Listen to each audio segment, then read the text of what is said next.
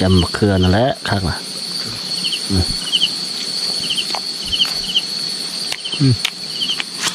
ครับปลากระป๋อง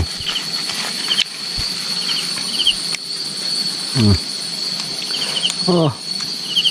นี่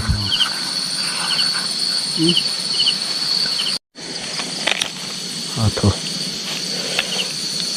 แซ่บลำเข้าอยู่นี่นะทุกคนอยู่เที่ยงนานนะให้อยู่ส่วนนั้นนะแซ่บ